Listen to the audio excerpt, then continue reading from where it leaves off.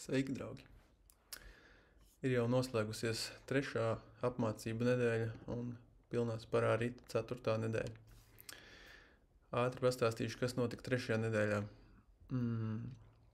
No teorijas puses padziļinājām savas zināšanas par apziņas paplašināšanas fāzi, jeb angliski expansion stage, kas ir galvenā meditācijas daļa. Un pati Hong So tehnika ir tikai sagatavošanās šai te apziņas paplašināšanas fāzei.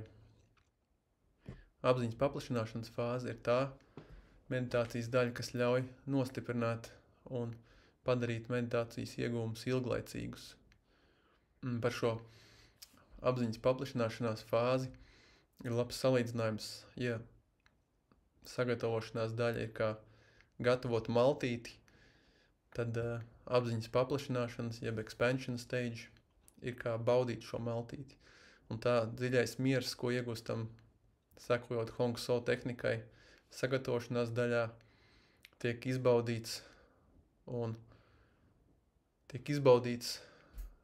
izpaužamies kā dievišķs miers, prieks un laime apziņas paplašināšanas daļā. Tāpat šajā 3. nedēļā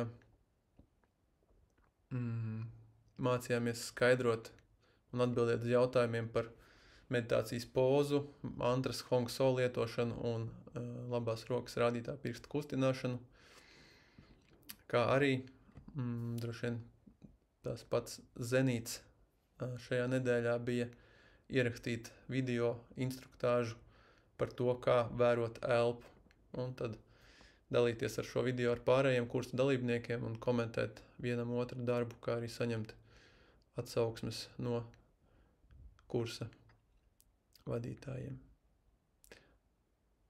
Tas viss šajā nedēļā. Paldies!